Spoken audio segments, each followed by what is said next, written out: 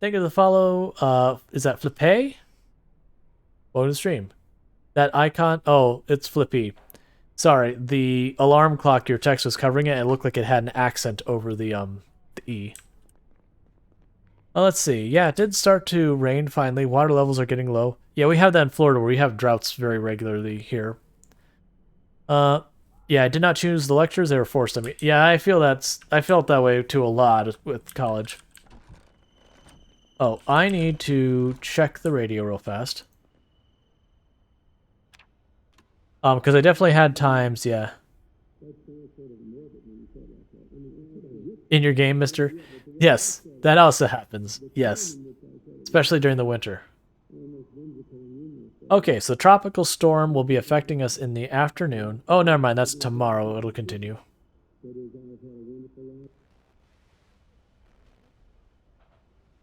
Okay. Doesn't say helicopter. Alright, well, we're definitely not going to Rosewood. We're going to take all this produce that's not fresh and just go, oh, you're not fresh. Get out of my life. Get out of my life. See ya. Bye. Alright, so let's grab our shovel.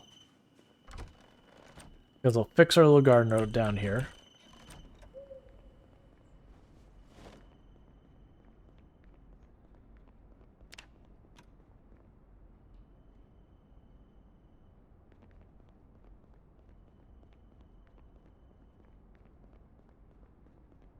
Anna saying, indeed, maybe if schools, etc., concentrate on career more, you'd want to go there rather than use the stuff that people would be 10 times better off than they do.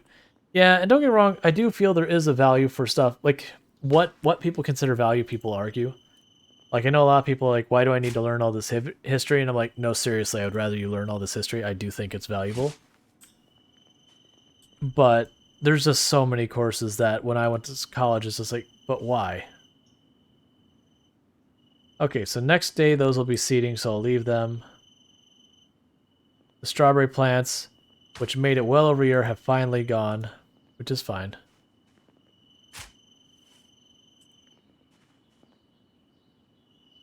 Yes, I personally do agree that, and this is talking to me from the perspective of someone here in the US, I do feel that getting rid of stuff like it wasn't humanities. What was the name of the course? Home ec.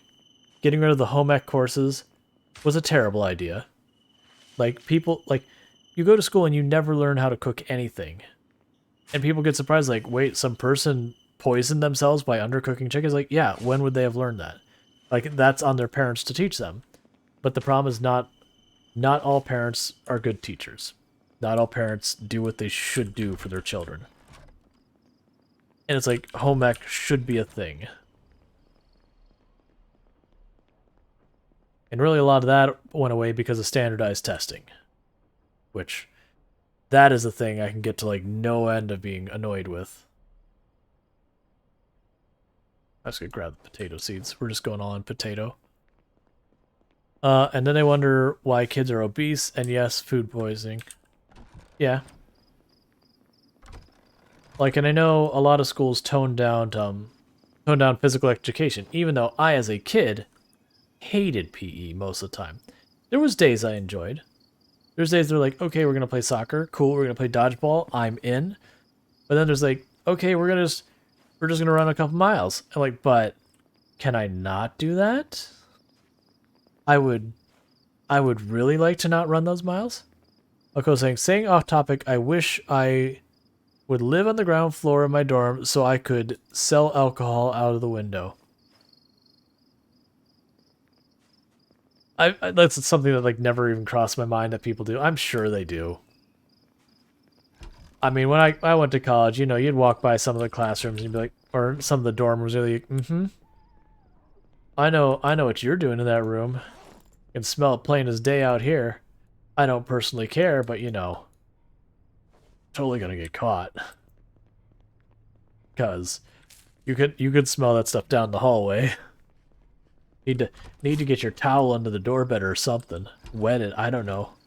I'm not an expert on these things. I'm gonna fish just blast through this day. Well, first of all, I'm going to check this radio again.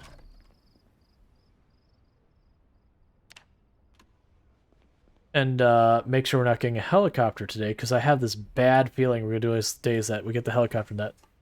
Future entrepreneur right there. I mean, hey. I got taught how to cook, iron, sew, etc. Yeah, we had, like, when I went to school, we didn't have a home ec. What was the class we had?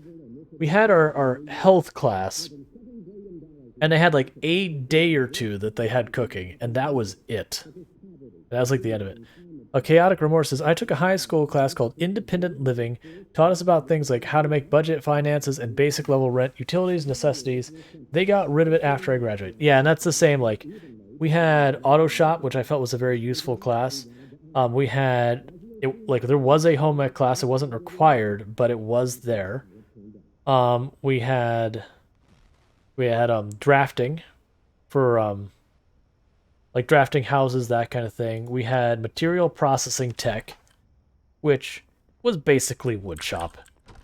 Like, there were other quote unquote materials we would do, but it was wood shop. When at the end of the day, it was wood shop. And don't get me wrong, I took it every chance I got. Like, I willingly went to summer school to take more wood shop. It was the only class I took during summer school, but I'm like, no, really, I want to take more wood shop. I like this class. This class is me going and making things. And I'm not like, the first time you take the class, the instructor would have to make you go through like all the safety stuff. But like the later ones, as long as you demonstrated you still remembered what the hell to do to not hurt yourself, you only had to do it once. Like, I enjoyed woodshop. Anna said, exactly. If they have parents that don't teach them that stuff, they're gonna find out the hard way. Oh yeah, and like I had good parents who like taught me that kind of stuff growing up, because like the philosophy of my parents was, you know, you should be able to do anything. Like, and when I say this, I'm talking generically. Like, you should have like the basic knowledge to do whatever you need to do, and then decide if you want to pay someone else to do it for you. So, like, I learned to work on my own car. I learned to sew. I learned to knit. I learned to do all sorts of stuff. Carpentry I learned to do. Like, I built a pool, like, I built a fence around a pool area at a house, you know, that like, it was my parents' house. Like, the way I was going to phrase it sounded like they have a bunch, and they just have one. But I, like, learned to do all that stuff. It wasn't just them getting me to do all the hard labor kind of thing, because most of the stuff I was doing for myself kind of thing. Like, the car was for my car. I wasn't fixing their cars. I learned to plumb. That's something I will pay someone else to do if I don't have to. Because screw everything about plumbing. Everything about plumbing is gross. Electrical, I'm happy as can be to do myself. I know it's dangerous and people, it scares them, but I don't mind electrical at all. But plumbing, no. Absolutely not a fan. I'll do it if I have to. Like, when you have like your main water line leak, it's like, well, I'm not waiting till, you know, I get a plumber out here, I've got, you know, this huge water leak, I have to turn off my water to my house. I'm fixing this myself now. But if it's something like I had to, you know, fix a pipe in a wall and I could block it off or whatever, yeah, I'm going to hire someone else to tear apart my wall. I don't want to deal with that. Absolutely not. I say that I've never actually hired a plumber in my entire life, but, you know, I don't want to plumb.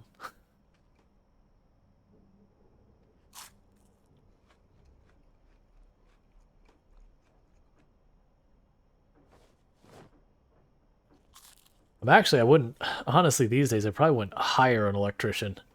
After the work I've seen done, I'll do it myself. I don't trust half of them.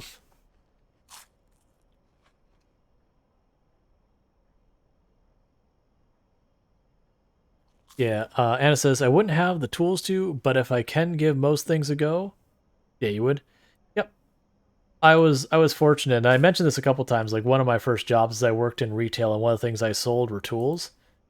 And the company I worked for, they would have, and this is something that happens in most companies, so you have the stuff you're selling right now. And then you have the stuff that's like, it's either the old style package, or it's the previous revision, whatever the company's system for it is. And that'll usually get marked down after a while. Like, it'll stay at its normal price, but after a while, get marked down. And then after a bit longer, it'll go into like proper clearance, so the price gets really low. And if it still doesn't sell, there is a point that they will make it so you can no longer legally sell it, that you're required to like send it back somewhere. It's not like a law thing, it's a policy thing of the company. And so as a salesman, I would notice that there's like the one tool set in the back that, you know, it's no longer got a display on the floor. It's just sitting there. The customers really don't have a way to find it meaningfully. Like, it's on the floor. Like, if you actually looked, you would see that there's the one box just sitting there. It's kind of worn out because it's been sitting there for a year and a half, 2 years. It's got the price label on it. But you're going to look at it and say, it's just a beat up box. Why would I want this? But as a salesman, I'm looking at saying, all right, that's a 250 piece tool set that normally goes for like $300. I can get it for $67. Yeah, I'll take that. I'll set up like my entire ratchet and sockets and wrench setup here for like $60. Yeah, that's a win in my book. And especially with how many tools have lifetime warranties and that kind of stuff. Yeah, that's a win. Because if any of those tools get beat up and broken, you go and you still get the new tool, so who cares? So I was fortunate that I got a lot of tools that way. And then on top of that, you know, as I mentioned, I'm a software developer, so it's like, I am a software developer. Currently, I'm not working in software development just because I'm on sabbatical. But, you make decent enough money, so it's 100% of those things like, if I need a tool to do something, I will get the tool to do it right, because doing it wrong is very expensive later. And so it's not like I have some massive, super impressive tools set up, but I'm not for want. Alright, so our suspension's a little beat up, otherwise our car's in good shape. How's our battery? Battery's good. Yeah, car doesn't need any real repairs. I'm not gonna tear apart a car for pieces of suspension. So how do we spend our time today?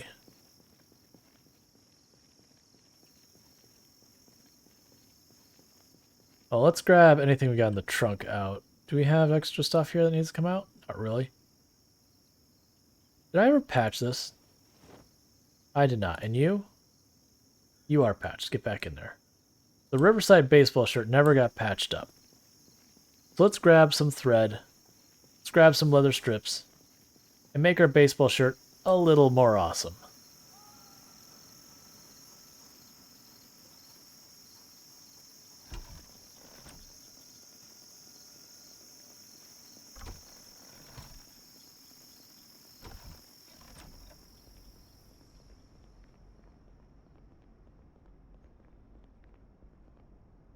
Okay, so there's our thread, there's our leather strips. So grab our shirt, go inspect. So now if you look, this shirt's going to give me no defense at all to speak of. And then we go add padding, use leather strips. And each and every section, 20% scratch resist, 10% bite resist. And it stacks. So, if I put these back, and we look at our protection here, alright, it's pretty good, it's pretty good, it's looking good. And where? That's a lot better. I like that. I like now that my upper arms are completely immune to scratch. And well, thank you for the follow, Aquaboy200. Welcome to the stream. That's good.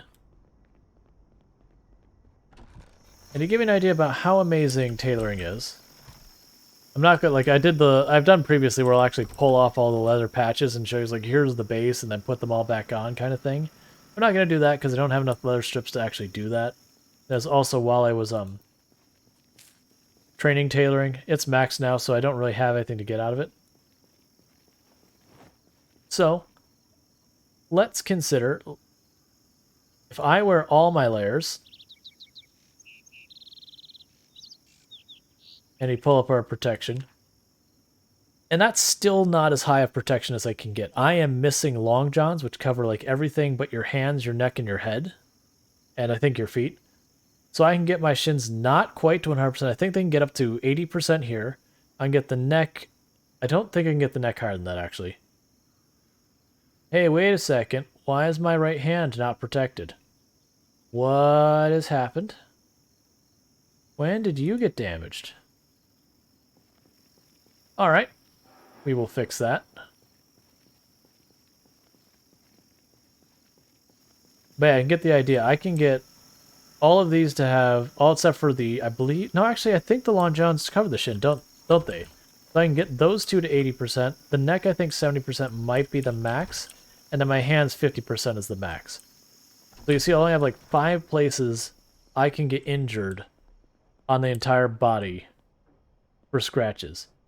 And then you'll notice here for our bites, we'll have most of those over 50% or more, where if we take a hit, there's just a really good chance we get away with it. So tailoring is super powerful. And it's super powerful in, oh no, I've got a hole. Normally when you have a hole and stuff, it's ruined forever. But when you hit tailoring, I believe 8, you can just make the hole go away. That wasn't a patch that makes it like a small improvement. We just made that glove all better, and now we add the padding. And now that too is 50%. So when it comes to me taking a scratch, there isn't a single place here that I have better odds, like they have more likely to get the scratch than not.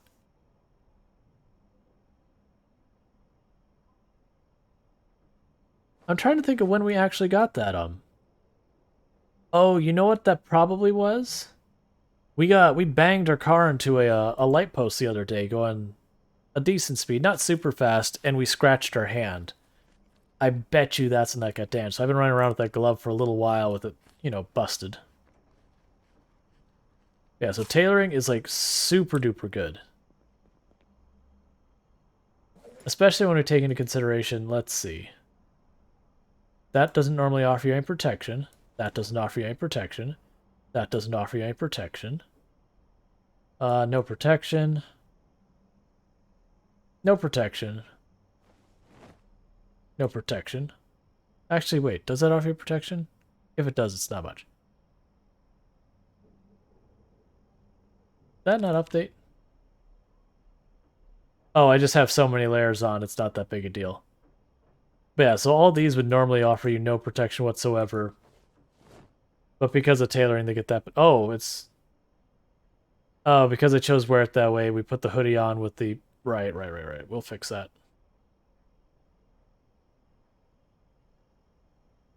Yeah, now downside is the insulation is going to be too high, so I can't actually wear this around. So I'm going to ditch a couple pieces of the garments, and that's just because we're in the summer. It's hot. Yeah, so tailoring is your friend.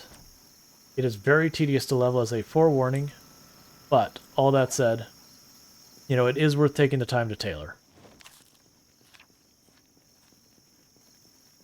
If you don't want to make it a... Nope. All that, like, when it comes to mobility, all that doesn't matter. So you will notice there's a run speed modifier on the army coat. Now, to clarify, this speed will not be slowed down. This speed will not be slowed down. It's this speed that gets slowed down. And I actually don't, from what I've heard, it's bugged. It doesn't actually reduce the run speed. So it's basically a non-issue. And just the same, this is run speed modifier in the boots. Same deal. It only affects run speed. I pretty much never run, so I don't care. But the only catch is the leather jacket. The big heavy leather jacket. Which is not as good as the army coat. That actually slows your combat speed. And I'm actually running in circles from it to just, I don't know, train a little sprinting, I guess. I want to, like, I'm trying to see if I can't push us into overheated. I want to see if we're having enough that overheated's a concern. So I'm effectively, purposely exercising my character. Short blade 9. Because unpleasantly hot is fine. Do not care about unpleasantly hot.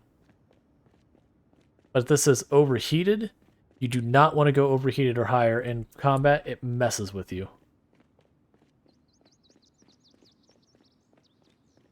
I'm just running to push overheated.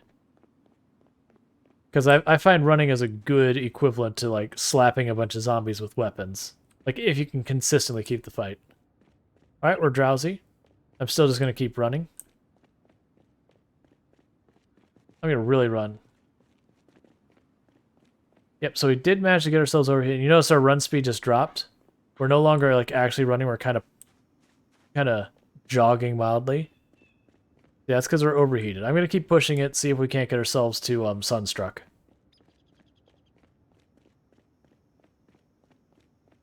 We probably can. It is almost 90 degrees Fahrenheit outside, which is frickin' hot. It's basically a Florida.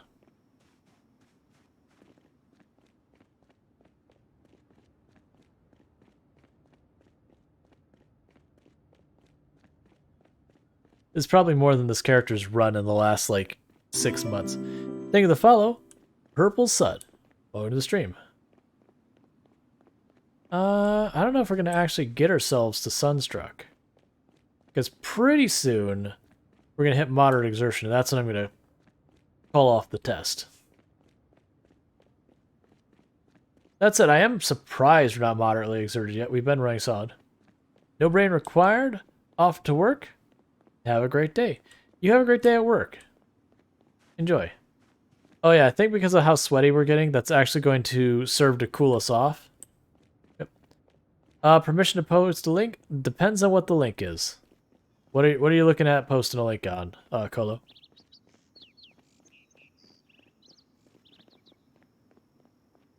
About flamingos. Alright, there's moderate exertion. Okay.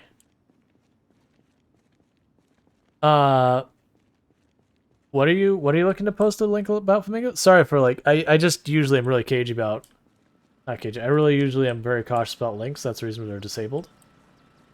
Like, what are you looking to post about flamingos? Out of curiosity.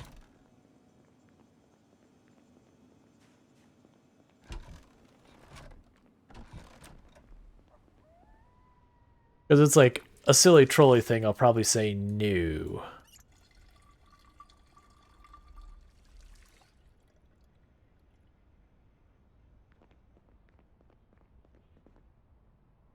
Alright, we're going to fast forward till it's... You know what, actually? We're about to have a tropical storm. I don't care about if we wake up at night, so we're going to go sleep.